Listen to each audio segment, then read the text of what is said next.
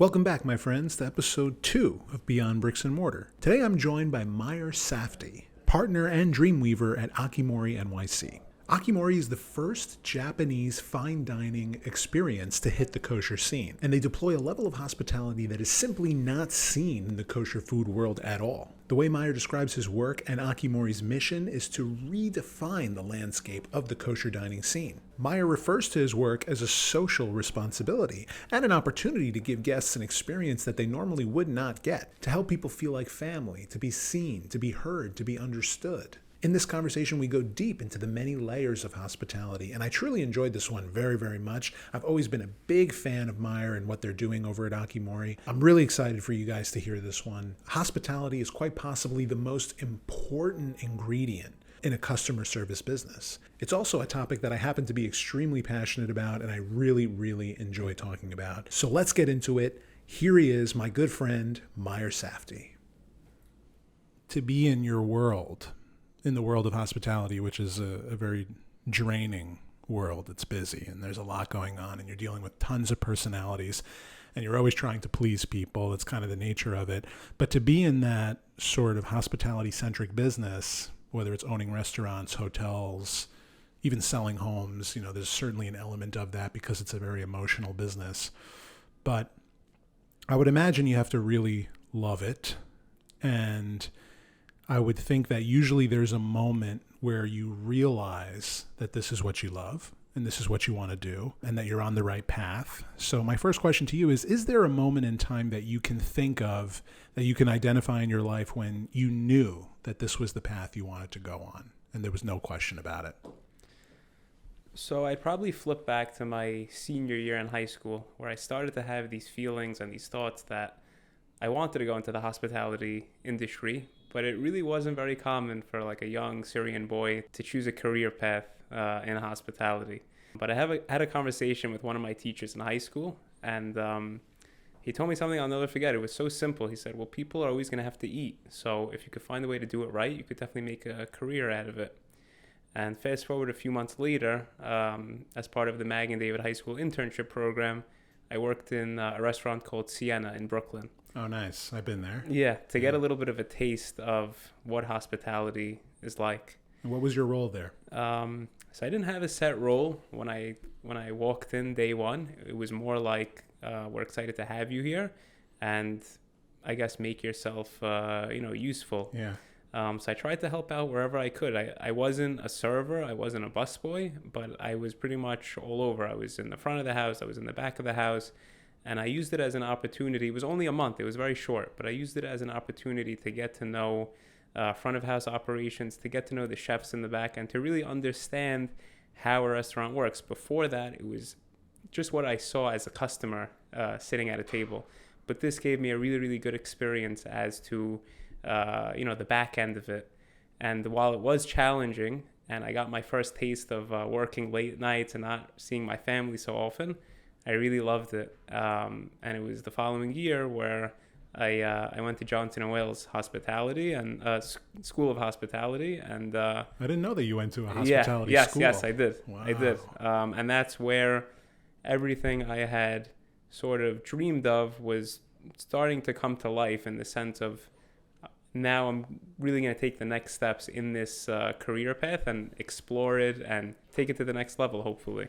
Yeah, I love that. And during your time at Sienna, when you were interning, was there like a specific element that grabbed you the most? Like, oh, I like this part of it. Anytime you make a guest happy, that'll leave you with a feeling that can't be replicated. No matter how many times you do it, it never feels the same and it never gets old. Yeah. Did you see that show, The Bear? No, I haven't. Well, there's a great story, like within that show. It's a show about an up-and-coming restaurant. And in that show, and similar to the sort of Will Guidara hot dog story, there was a moment in time where the waiter hears that the person sitting at the table had never tried a deep dish pizza. So, and they're in a fine dining establishment, but the first thing he does is run down the street and buy a deep dish pizza and brings it back to the chef and convinces it to make it, something special. And he presents it in front of them. And that moment, that element, is not what makes them remember the restaurant forever, but it's what makes them remember their trip to Chicago forever. Yes. You know, so as I remember it, AKIMORI, the company that you're with now, that you're a partner of now, this company started, or at least started to really pick up steam during COVID. You guys, as I remember, if I remember correctly, you guys were doing the omakase experience. You were delivering that to people in their homes, which is something that, whether kosher or not kosher, nobody was really doing. And I don't think anybody really offers that service other than you. And if they do now, it's probably because you guys were the trailblazers. So when did the business model kind of shift? Like, was your original intention to open a restaurant and then COVID happened? Or did you start with the in-home thing and plan to make that the forever? Like, when did the focus shift to opening restaurants all over the East Coast? Sure. So the business, so AKIMORI, the company, was actually started by my partner, Teddy Kafif. I joined him a little bit afterwards. Just to shed a little bit of light, Teddy's background, he's worked in plenty of fine dining Japanese restaurants. He worked for Kapo Masa. He worked at Tetsu. So he had a lot of experience in omakase already, and he had a goal of bringing that experience kosher. Now, when COVID happened, he got laid off at Masa.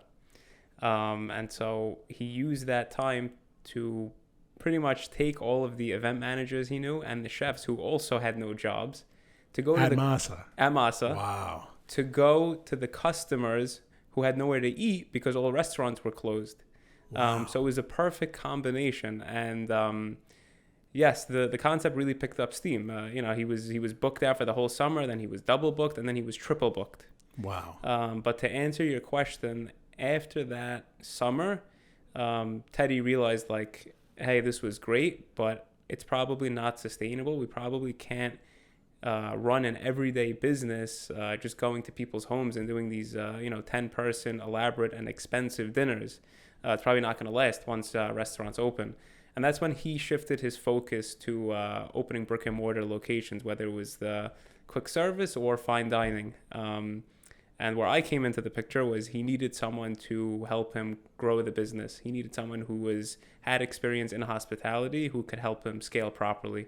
Were you guys friends beforehand, or you didn't really know each other? No, I didn't know him at all. I heard about what he had done that summer, and I was very impressed. Did you reach out to him? I didn't reach out to him. We were actually introduced by a mutual friend. Nice. And I met Teddy one day, and it was almost like a match made in heaven.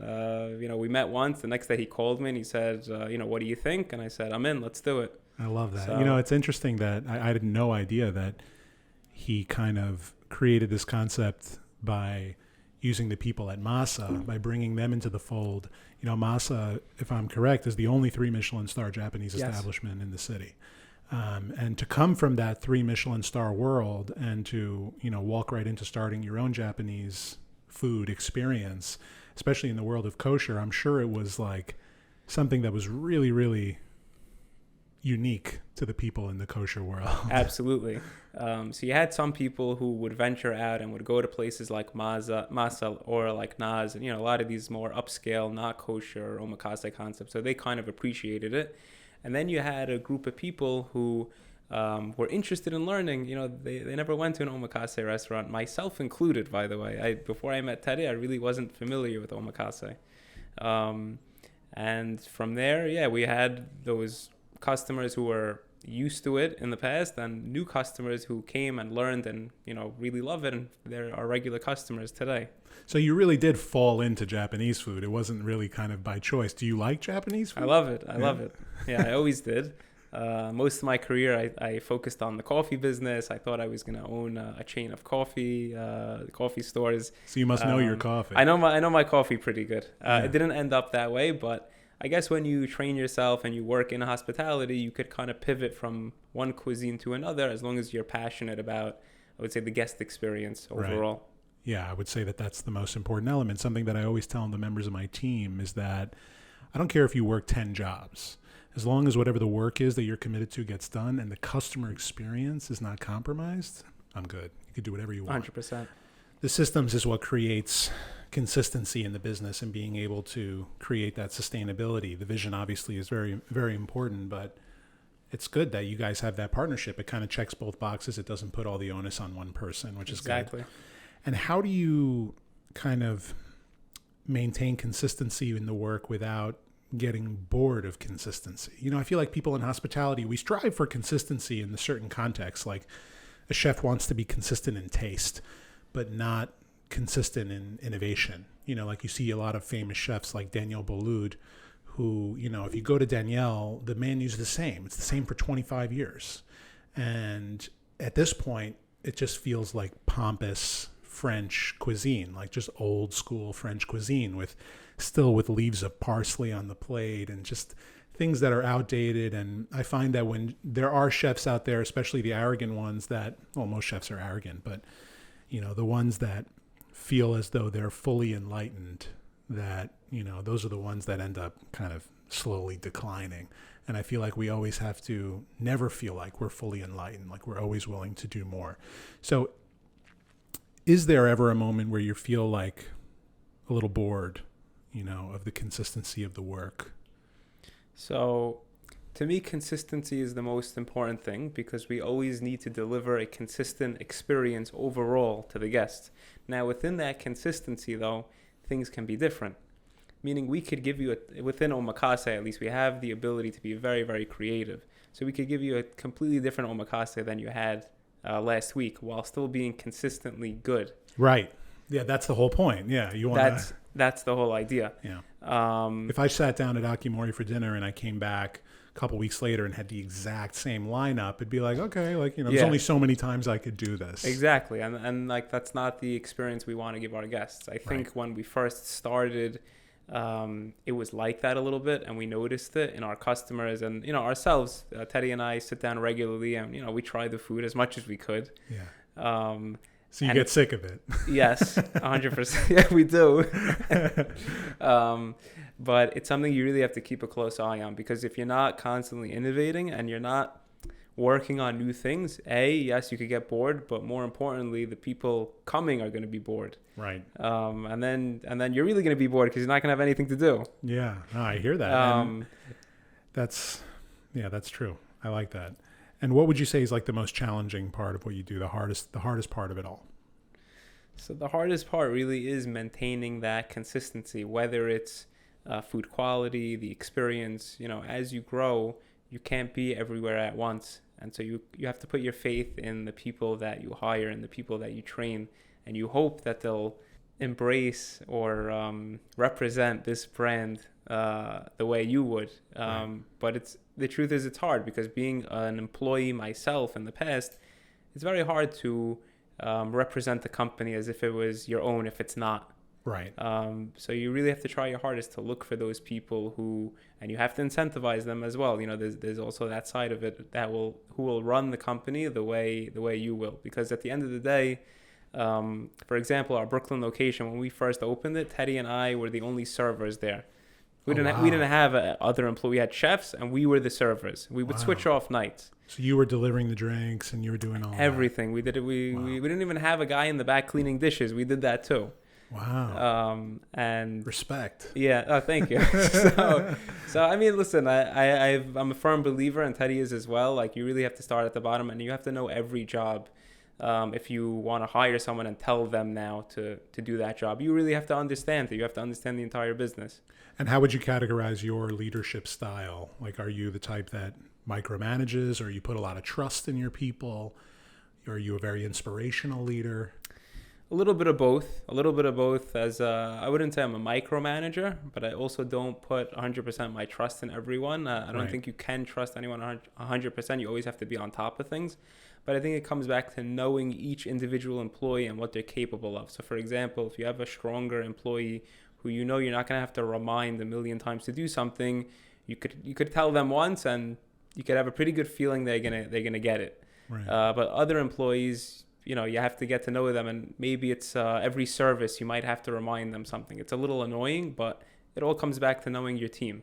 Right. And you guys have been opening a bunch of locations recently. I'd imagine that finding the right people is somewhat challenging. Yes. Especially in Japanese food, yes. And in omakase, it's an artful craft. 100%. You have to love it. You have to appreciate it. But you also have to be so loving that you want to convey that over to the customer. It can't just be a job where you come and you You do what you need to do and you leave. So actually, to answer something you touched on earlier, with chefs who feel they're all that, and have kind of made it to a certain point and feel like they don't need to do anything else, that type of culture, we've learned, is extremely toxic. And the second we see it, we kill it. We get rid of it. When we first started, we had an amazingly talented chef, but he never wanted to try anything new. Guests would ask him for new things, and he never wanted to do it. And he was just the type where he would clock in and clock out. There was no love. The team we have now, and the head chef that we have now, that we've had for 2 years now, there's so much love that he puts into everything, and it trickles down to our guests. It trickles down to the other chefs that work on his team, and you can feel the energy. And it's contagious. It's contagious to the other stores that we open. So like I said, whenever we hire a chef that we feel like is talented, and again, sometimes we make that mistake because it's sometimes hard to tell when you're hiring someone and you look at their skills. We bring them into the kitchen to see how they make pieces of nigiri and sashimi and how well they work, and sometimes their skills are off the charts and they have great ideas. But when it what comes are you down looking to for it, in that moment? Like how quickly they could work. I don't know how much rice they put with the fish, what kind of toppings they use. Really their knife skills. It's not something that I could necessarily. But Teddy understands. Teddy understands it. My head chef understands it. We've both never been to Japan. We'd like to get there one day, but we haven't been. Neither have I. And my father was born and raised there, so that's kind of why Japanese food is like in my blood a little bit. And I've always loved it. I eat it all the time, and I could eat it every day. I know you said you get sick of it, but for me, and I find it's not the sushi itself as much as it is just the umami. That flavor, that soy, the mushroom, those things, those elements that really kind of come together. That's like, it's highly, highly addicting. And it's across pretty much every Asian cuisine. But I find that that's really the addicting element to it. Is there a moment that comes to the surface for you that you remember as being particularly satisfying? Actually, let me tell you a story to preface that question.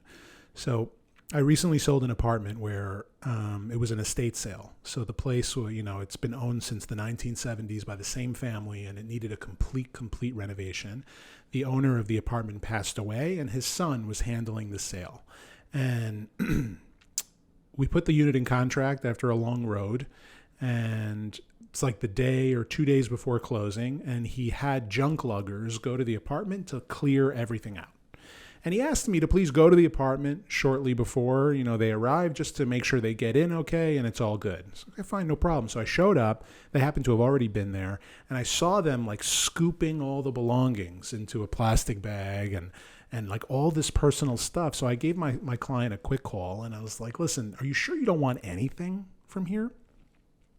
And he's like, no, I don't want anything. We went through everything once before. I just want to move on.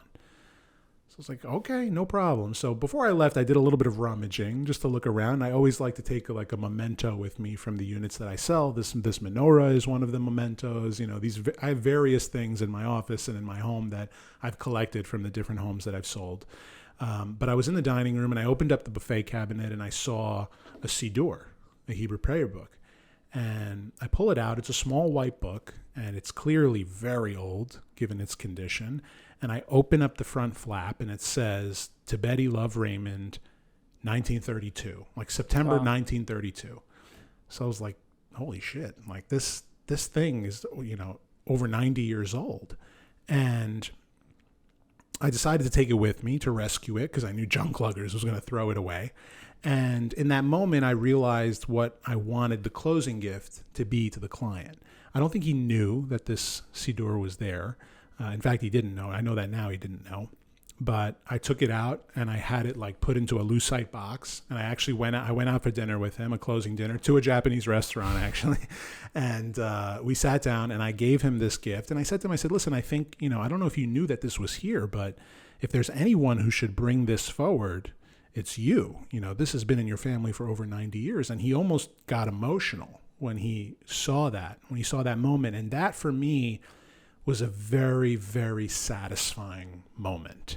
I think it's kind of like one of the main reasons why I do this job. Like aside from the fact that when you market homes, every home is different. It tells its own story. But when you can create that satisfaction, that awe-inspiring moment with the client, that's really what like revs my engine. So my question for you is there a particularly satisfying moment in your work or a good story you could tell us about a moment that just really warmed your heart or made you feel good about what you do? Absolutely. Let's hear it. So I would say when I first started with AKIMORI, it was a job, it was a business that then I became a part of, and I was very proud to be a part of it. I was loving what people were saying, like, sushi's great, it's this, it's that. But I realized pretty quickly, Teddy and I both realized pretty quickly what we were really in this business for. And it happened every time someone would come to our restaurant in Brooklyn. They try it for the first time and they would say, wow, I'm used to going to a lot of the not kosher places, but what you're doing here is great, and I don't have to go to those not kosher places anymore. But moreover, we had a lot of people who said, it's very hard for me to quit eating not kosher. I'm really trying to eat kosher, and you guys are making it a lot easier for me to do that. Wow. So anytime we hear that, there's no amount of money. It's priceless, and we realize that's really what we're in this business for. We're here to redefine the landscape of kosher dining. There's a few restaurant brands out there who are striving for the same thing. And I believe in a matter of time, could be 10 years, could be 20 years, I think it's going to look completely different out there. I don't think you're going to see a lot of these low-end restaurants who they act like they're doing you a favor by giving you a table, by fulfilling your order. Customer service means something else. Hospitality means something else now. And food quality means something else. The Jewish clientele is demanding more from the restaurants. And we have that responsibility. This is no longer just a business to us. It's a social responsibility to provide to our guests, to our clientele, to our communities, these amazing options so that they don't necessarily need to explore other options. I like that you refer to it as a social responsibility, because that's a very hospitality thing to say, and I think that, I've always said this, is that the kosher food in Brooklyn and Queens is far better than the kosher food in Manhattan. And the reason, because in Manhattan, you have relatively few kosher restaurants. And because you have relatively few, you have little competition between them, which means that they don't have to be that great. They don't have to put, so much thought into service and hospitality and quality, because they're going to get people through the door no matter what. Right. People want to go out in New York City. But I agree with you in that the landscape is changing a bit, and people are caring more about this stuff. And I think it's, a part of that is because I think our generation, you and I, there's a greater number of us who also eat out at restaurants. And I think that's why people are starting to notice this more and more and more. I know people who keep kosher, I know people who are, Jewish and modern Orthodox, but they won't eat at kosher restaurants because the experience is just not great, So I love that. I love the mission. And I think that mission's going to carry you guys forward for a long time. Totally. Yeah, absolutely. How would you explain, what hospitality as a concept itself means in business? Like, what's the impact that hospitality makes in business? So whenever I think of hospitality, I think of family, whether it's hospitality towards our guests, whether it's hospitality towards our team. It's centered around family. When you come into our restaurant, I want you to feel like you're coming into our house.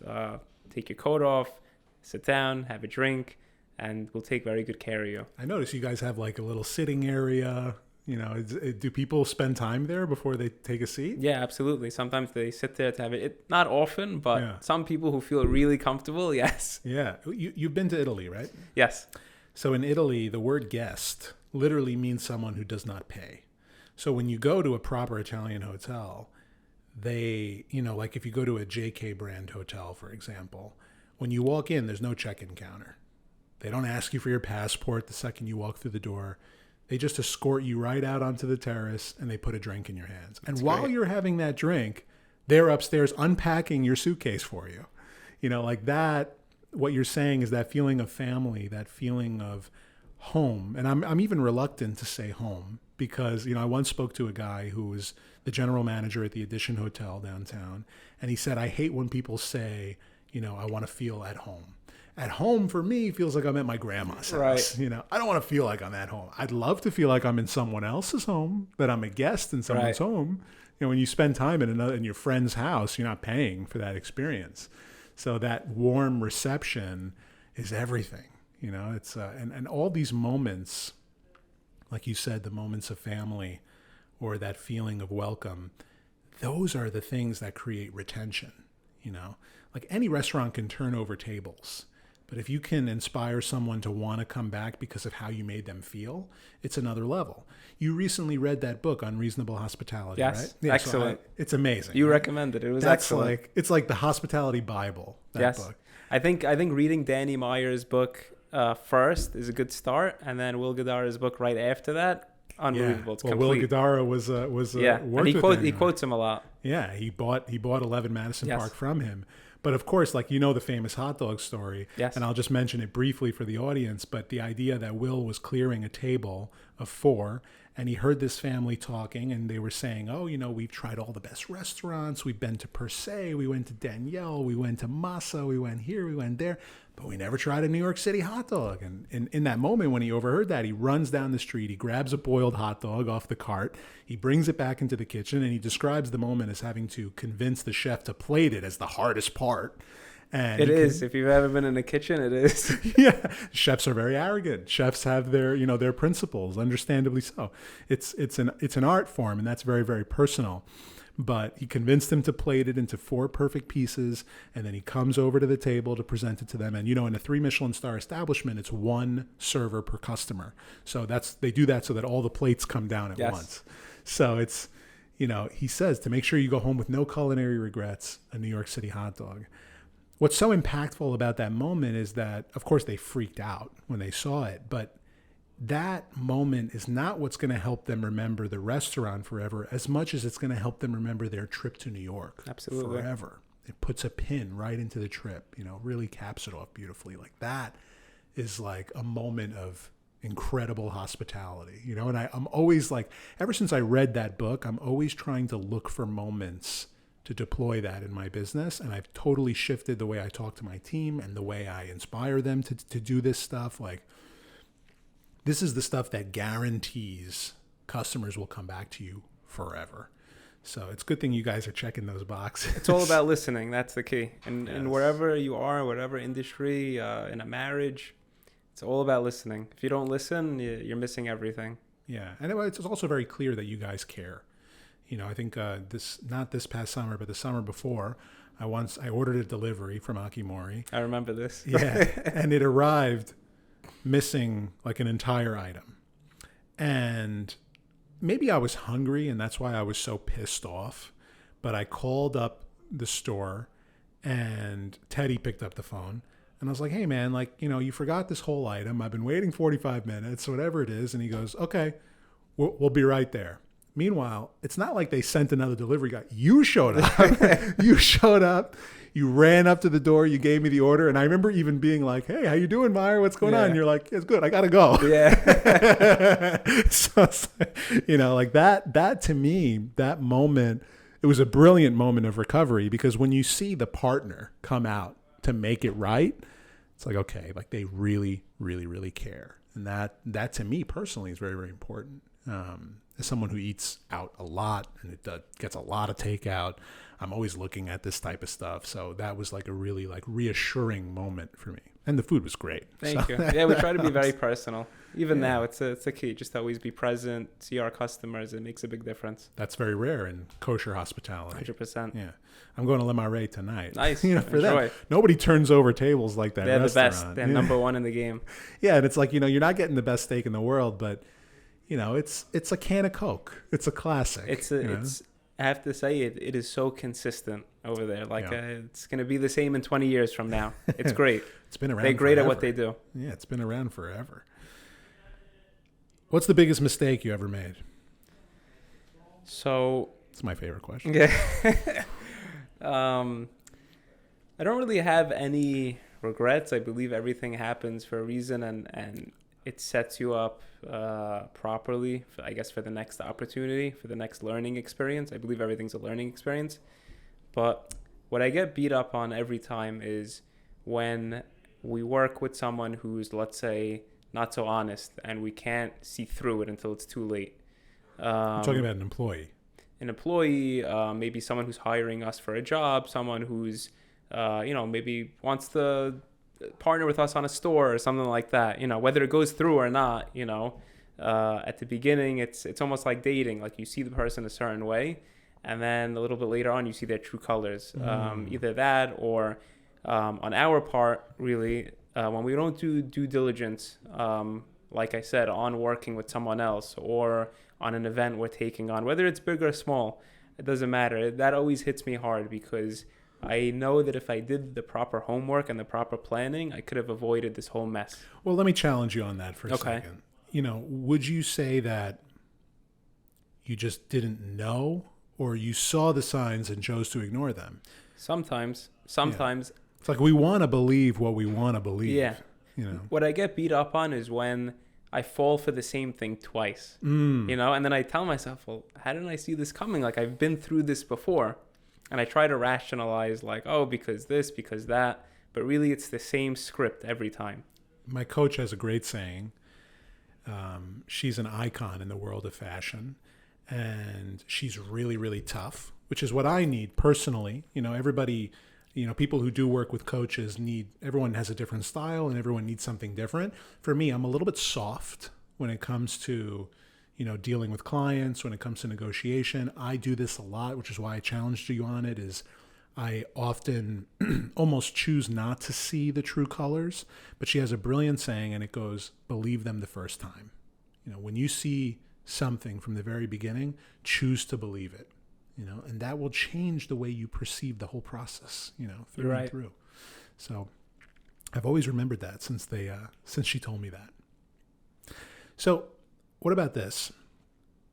If you had a nice chunk of capital ready to do something with, and I don't mean do something personally with it, but if you had $1 million, let's say, and I ask this of real estate people all the time, like if you had $1 million of equity to put into something, what would you do? I'm asking you as a businessman in the hospitality world, or whatever it is you're passionate about, if you had $1 million to make an investment with, what would you do with it?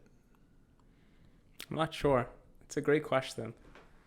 I'm not sure if I'd want to put it into, furthering our agenda. Something comes to you. Just spit it out.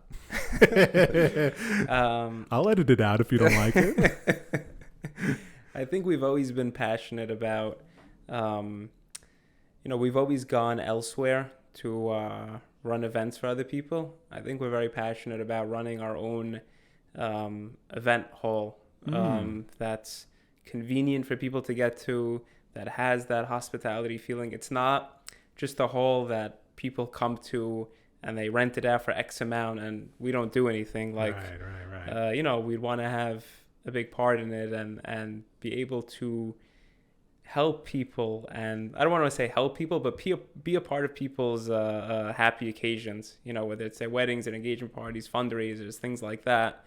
It's something you get a little bit of a taste of when you set up a sushi buffet at someone's party. Yeah. But it's something that, you get the full feeling of when you're able to host it in your own venue.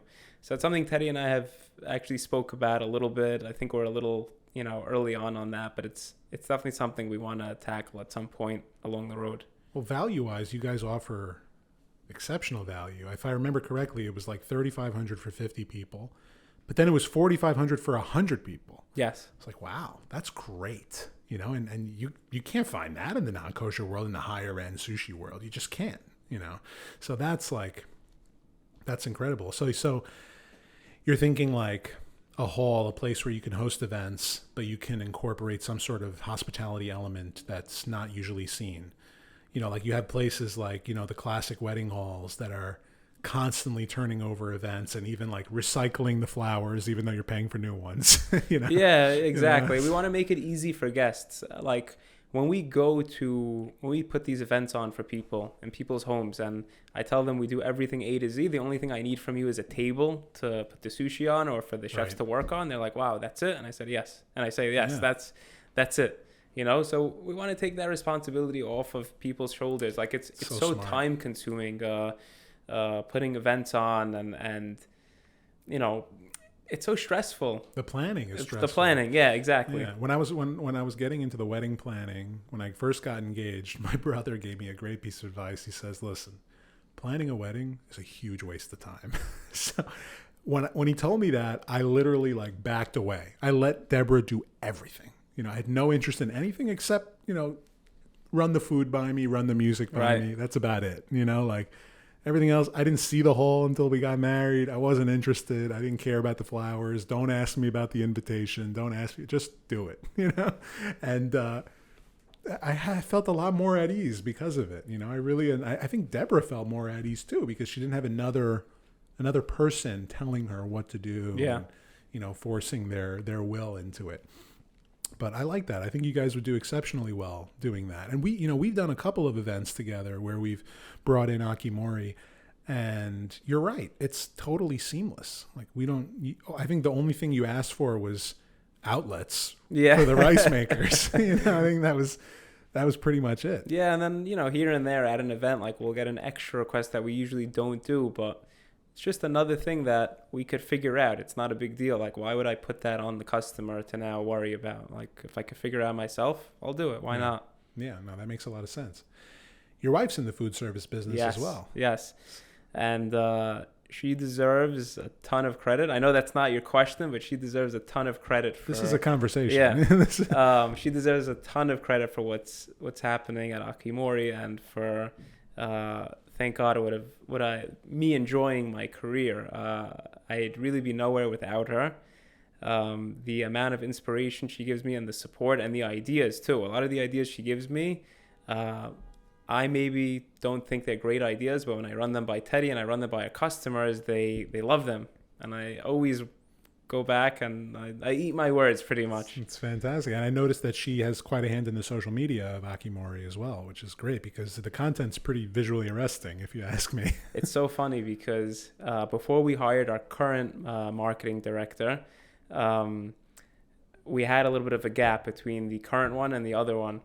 And so Renee kind of ran it for like a month, 2 months. But she's a fan. She's a fan. She's a real fan, she's posting, and she's not doing me a favor. She's doing it whether I'm her husband or not because she loves it. Yeah. Well, you could tell that she loves hospitality too because she's in food service. Yeah, she does catering as well. Sauces and pasta and all kinds of stuff. I saw the ramen you guys are making. It's pretty incredible. Yeah, but it's nice really to be talented. It's nice to be like a food service couple, to be a hospitality couple. You know? That's actually how we connected. So when I was single and I was working for like all these different restaurants and hospitality companies, I was young. I wasn't making so much money, and again, I was in a career path that most Syrians were not doing. So when I would go to these parties as a single guy, you know, some of the girls I talked to would be like, oh, that's really cool. But they had no idea what I was talking about. Or other girls would be like, what? That's like what you do? Like you go to work like on Sundays? Like I don't know. How are you going to support a family like that? Right. But when I met Renee, she completely understood me from the first second. Well, people who like hospitality get excited by it. Yes. So it's like, hell yeah. Go for it. Yes, exactly. Yeah, no, it's a very good thing to have that. I'm very fortunate in that context as well. Like no matter how late I have to work, no matter what's going on, I don't think Deborah has ever given me any shit for it. She's always extremely, extremely supportive. So, you know, this is paramount to life is having the right partner. Mm-hmm. And that's the key. I think in that example you just gave, they're the real heroes because here I am working on a Saturday night, on a Thursday night late while every other couple is out and my wife is sitting home. But she was so happy. I would get home at, 12, 1 o'clock and she'd be like, so how was your day? How was it? You know, she wasn't sulking like, oh, here I was, for the past 2 years. She probably enjoys her alone time. She's like, it's fine. Stay out longer. Like my wife loves when I'm out Tuesday nights. I'm out every Tuesday night. Right, she's like, it's great. I get a night off from you. Oh, that's great. I love that. Would you say that there's anything that you are passionate about outside of work, things that maybe you would want to do on the side one day? Or like for me, my dream is to develop and run a hotel. Like I would love to build a hotel under my own brand, under my own principles. That's like an absolute dream of mine. Great. Hospitality is very much a side gig for me because I try to I do marketing for boutique hotels across the world, so I try to like deploy the years of marketing knowledge into that context because I love it so much. So, and that's part of the reason why I wanted to have this conversation with you. So would you say there's anything outside of this world that you're really, really passionate about that you want to get involved in more? Yeah, sure. I think it's still hospitality related. Yeah. I think it still has to do with our mission at AKIMORI, even though it has nothing to do with AKIMORI.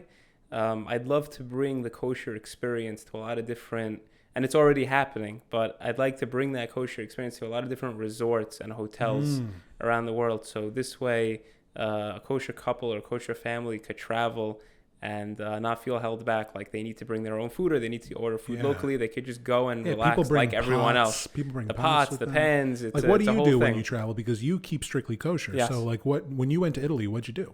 So most of the time what we do is we have to speak to the hotel in advance. We order separate pots and pans. We order separate ingredients. We go into the kitchen. We turn on the fire. We look at everything.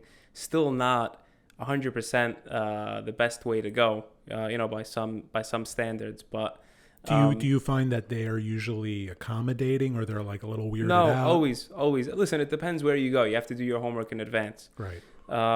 But I also think it depends which country you go to. I have to say Italy is, second to none. Yeah, they just want to make France. you feel. They want to make you feel at home. They want to make you feel like family. Kings of hospitality, really.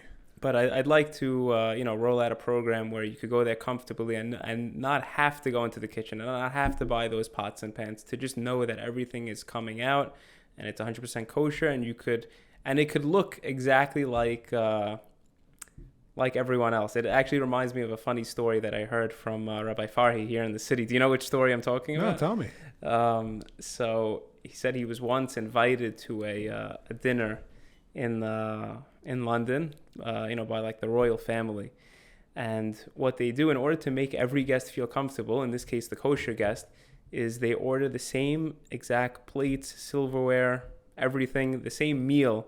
Everything is plated exactly like everyone else, but it's a separate kosher meal, just designed to look like everyone else's meal. So the kosher person or someone who has dietary restrictions doesn't feel weird, doesn't feel different than everyone else. Smart.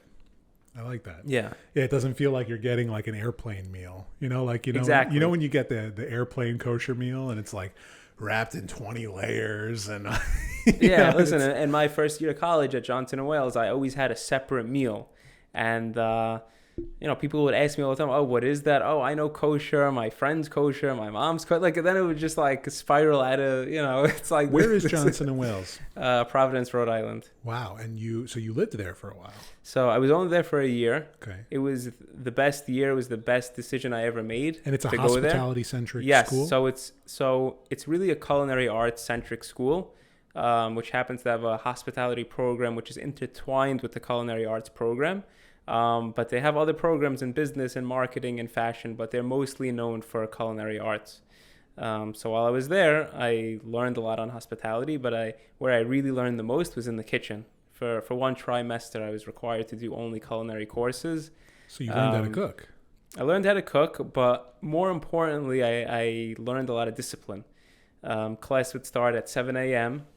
You had to be there in your uniform every day, freshly pressed, your shoes polished, cleanly shaven, no 5 o'clock shadow. If you had anything, they'd send you home. Love that. They were very, very strict.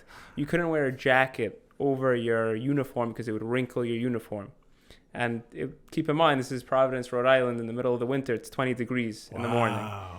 So we'd go out every morning without any jacket. Wow, it's like you're really like intense. soldiers. It was like boot camp in a way. The chefs were very tough. Like some of the chefs that you see on TV were probably the same caliber of the chefs that I worked under. But those were the best ones. You want them to work you harder. You want that discipline because you're going to get out into the real world, and you need to know how to carry yourself in someone else's kitchen. Wow, that's really, really interesting. That's so funny that they pretty much gave you like a 3 Michelin star education, Experience, yeah. like how it's really supposed to be done. Yeah. You know? After that 1 year, I was, I would say, a little bit homesick. I'm a very community-oriented guy, so I transferred to a school in Brooklyn called New York City College of Technology. Not nearly the same experience or caliber as Johnson and Wales, but it was still really good. And alongside it, I was working. I started working at a coffee company. So it was always your major, hospitality. Yes, hospitality, food and beverage, restaurant management. Going back, I wish that was my focus. I wish I realized this when I was younger. It's like one of those things like but it hasn't bubbled to the surface. Like I wish I really knew about my love of hospitality earlier. I love applying it to real estate, and I think like, real estate, I love real estate, but real estate's not really the thing that gets me going or wakes me up in the morning. It's two things. It's one, using real estate as kind of a creative vehicle, and then two is deploying hospitality. But, I've been in this game for 13 years. So it's like when I look back, it's like, man, like maybe I could have maybe I could have gone the route that was a little more hospitality centric, because I really do love that world. That being said, I don't know how I would be if I entered into the restaurant game. I don't know if it would be sustainable for me personally. I don't know, because I've never really felt it. But I know I love to cook. I know I love to serve. Do. You're very talented. Thank you. Well, that's to me, like, cooking again is just, that's another like creative vehicle for me. That's something that I really, really love. All right. If money was no object, if you didn't need to provide for your family, you won lotto, is there something else you'd put your focus into? The truth is, I do think about this often. You have daydreams? Me yes. I would still go to work every day the way I do. I know it's cliche. I know a lot of people say that. No, I feel the same. But I really love what I do. I can't say that I couldn't have said that maybe 8 or 10 years ago. I think I always loved what I did. I just didn't love who I did it for. Not to say that I didn't like working for other people. I did, but it was just the individuals that I worked for just weren't the right people, weren't the right way to learn, in my opinion. Some were, some weren't. Can't say all. But I'll give you a perfect example. So let's say this past Sunday, I told Renee, my wife, I'm just going to go to the store for 5 minutes. I just have to check on something, and I'll be right back. And sure enough, I ended up there for maybe like 2 hours. So I'm not going to tell you the end, what happened when I got home. But she wasn't happy?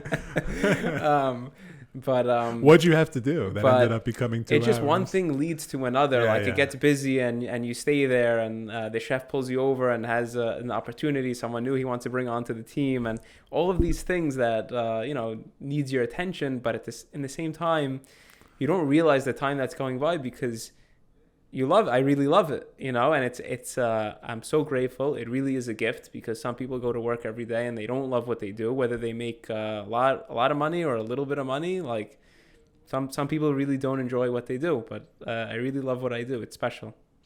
That's amazing. That's good. It's good that you feel that way. What's next for AKIMORI as a brand? You guys have been expanding. So it's a great question. Yeah. So we have our new location coming up here in the city on the Upper East Side. Where? Tell the people. When is this going public? Second week of January. Perfect. So we're going to be opening on 64th and Lex. It's a really small, cozy spot. It's going to have 10 seats at the counter, and most likely we're going to build in a couple of booths for, I would say, max 4 people. So you're looking at a max capacity of under 20 people at once. That. Very intimate experience. Very intimate. You're sitting there right in front of the chef. You're speaking with the chef. Well, that's very much part of the experience. That's part of the experience, and it's part of the experience of AKIMORI. With every store that we've built and every different experience or opportunity that we've taken on, people always ask us, "Oh, wouldn't you have room? You could fit more tables here. You could do this." But sometimes they don't understand that it's not about that. It's about, number one, creating that experience for the guests, that homey experience. And number two, if we did become so big and we created this huge restaurant, we wouldn't really be able to focus on you as Right. much as we do now. It's not as personal. Yeah, we're doing it for you. We're not doing it for us.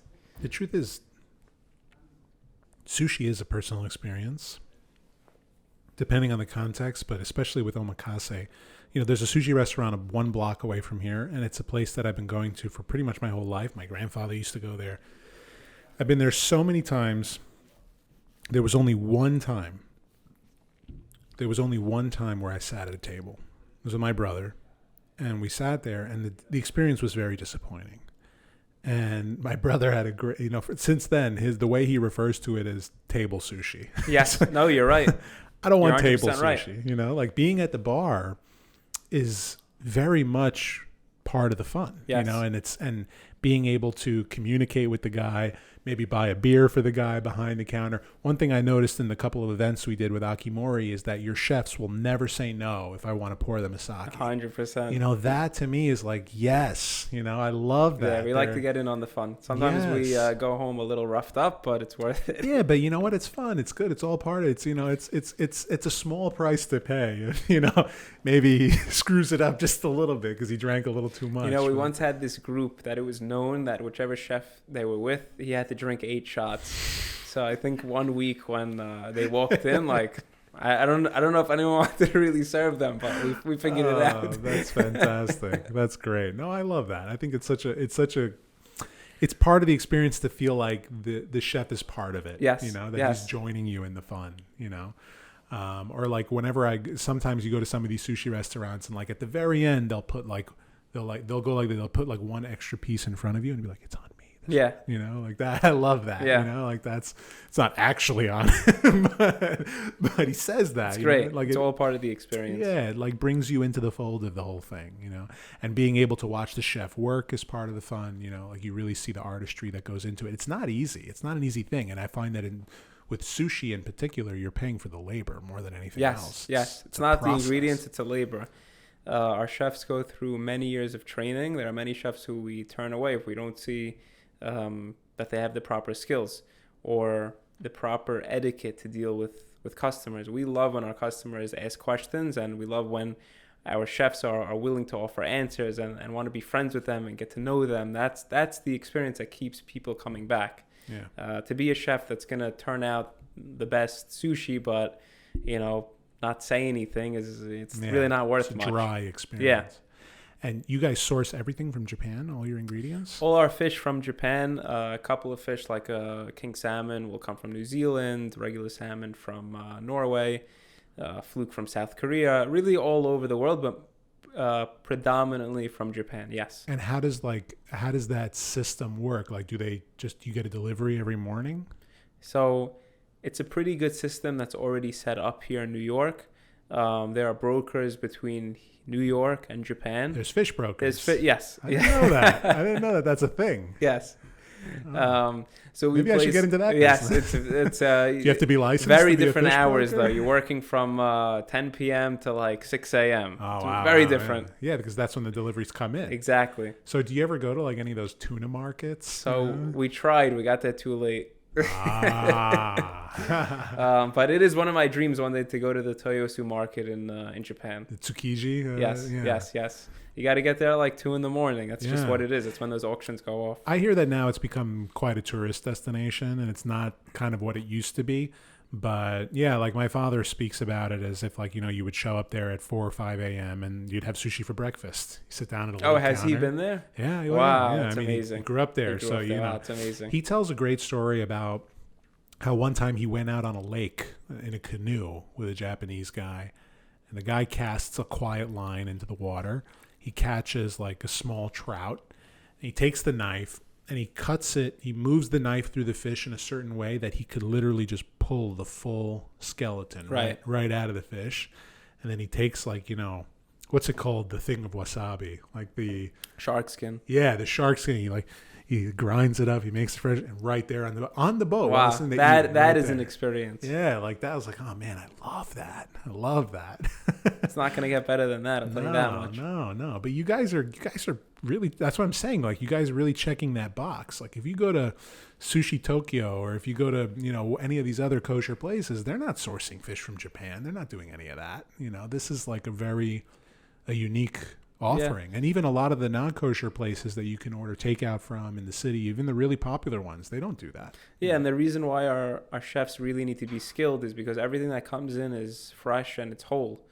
So really what they spend half the day doing is breaking down the fish, whereas a lot of these lower end, cheaper takeout places get these frozen blocks already delivered. Right. Wow, fascinating. Well, so it's a different world. Your business is a fascinating one, and thank you. I love it. I love this conversation. Thank you. Me too. We should do this again soon. We'll definitely do a part 2. Absolutely. After you open, and I said this to you when you were talking about opening the Upper East Side location, that if you've got like 10, 12 chairs, I would book those chairs up with friends. At least a couple nights a month. I would absolutely love that. Well, I will always be a customer of AKIMORI, mainly because of you, and I love your smile. Thank you. I love you too. You're great. But yeah, I really appreciate you coming on and doing this with me. Thank you. I hope we do it again soon. 100%. Thanks for having me. This was great. Cheers one more time. Chaim. To life.